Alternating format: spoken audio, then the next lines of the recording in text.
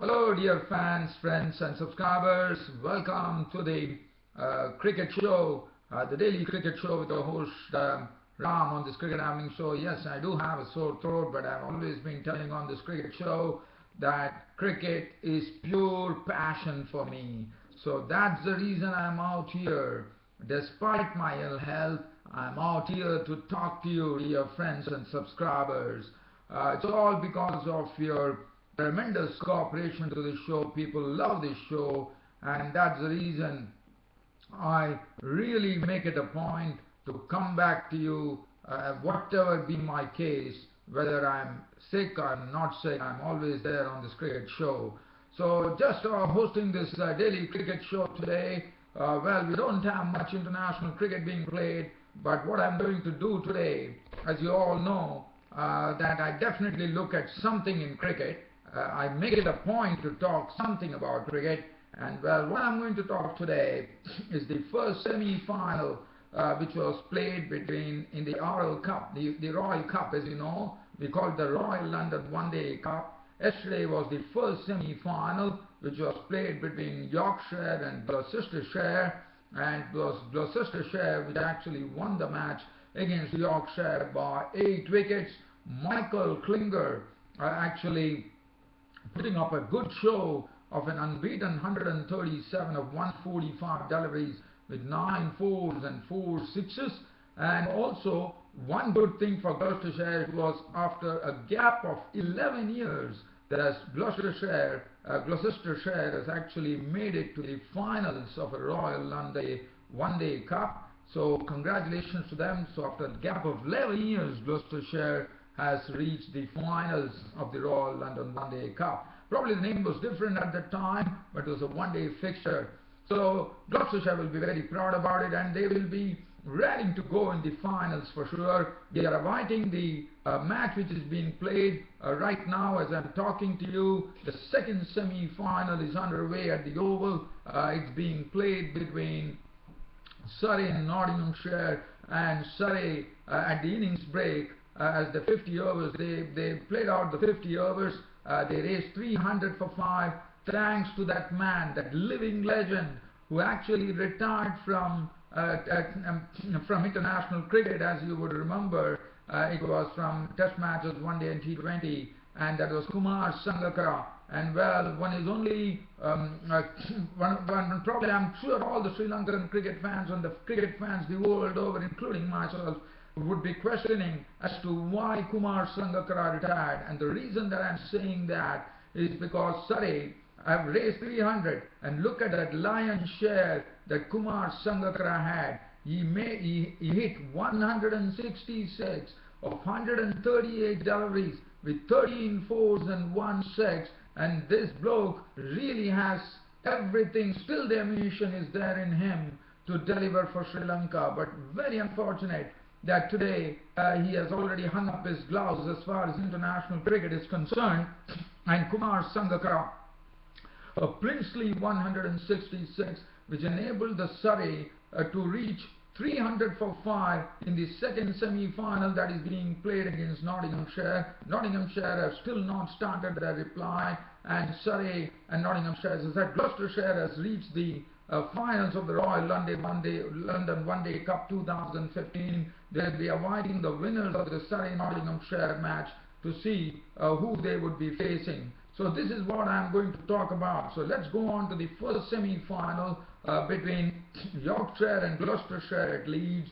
And it was Yorkshire who actually batted first, and they put on 263 for 9, batting first of 50 overs. Adam Lett, who had a very harrowing time against the Australians in the Test series, as you would remember, really came back good. So it would do it would do a lot of world of good for his form, as Adam Lett was the highest scorer, contributing 96 remarkable runs of 88 deliveries with 10 fours and 1 6.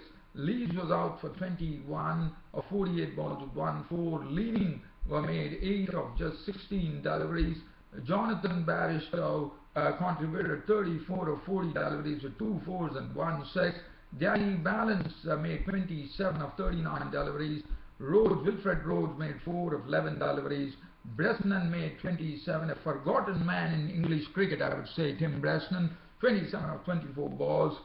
Pyra was out for 1. Patterson run out on 9. Fisher not out 9. 263 for 9 of 50 overs, Yorkshire. And the man who took the maximum number of wickets and also got his best one-day figures for Gloucestershire was Ben Howell, bowling 10 overs, no maiden, 37 runs and 3 wickets.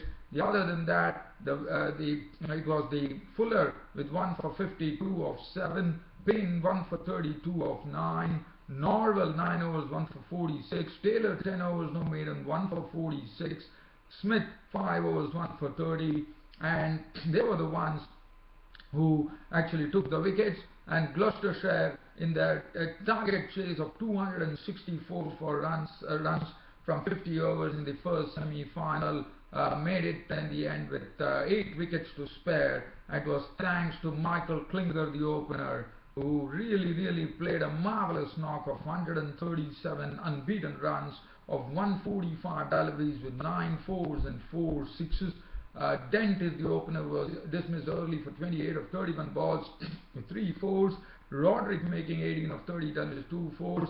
Hamish Marshall was the one who actually guided them to victory along in the company of Michael Klinger. Hamish Marshall making 78 unbeaten runs of 75 deliveries with 8 fours. And they came together when the score was 90 for 2 for Gloucester. They had nothing to really worry at that stage. But then Hamish Marshall and Michael Klinger made sure that there won't be any wickets lost, as Hamish Marshall also played well, but Michael Klinger's knock was the capital knock there. And as I said, Gloucestershire going into the finals of Royal London One Day Cup after a gap of 11 years. Maybe the Royal London One Day Cup is the name right now. Previously it was a different, it had a different name, I'm sure. One probably goes way back, I would say. The bowling, Patterson none for 52 was costly. Bresnan 7 overs, none for 40. Fisher 9.5 overs, no maiden, 1 for 50. Wilfred Rhodes 8 overs, no maiden, 1 for 29. Carver went for 50 of his 6. Pyra 5 overs, none for 28. Adam Litbol 3 overs for 16. Michael Klinger of Gloucestershire was named man of the match. Now the second semi-final, as I'm talking to you, in fact, as I said, the innings break right now. Surrey were actually clashing against Nottinghamshire at the Kennington Oval in London, and Surrey batting first, winning the toss and batting first, raised 300 for 5, and as I said, Sangakarra was the centerpiece of conversation there, as the living legend who has retired from cricket made 166 of 138 deliveries with 13 fours and 1 6. The opening start was not good. Gurney, the left-arm bowler, pace bowler from Nottinghamshire, actually picked up Steve Davis pretty quickly, caught by Ricky Wessels for 4 foul balls. Foakes was out for 42, LBW ball Mulani. Burns making 23, Rory Burns 23 of 30 deliveries with 3 fours. Wilson making 40 out of 52 balls with 3 fours.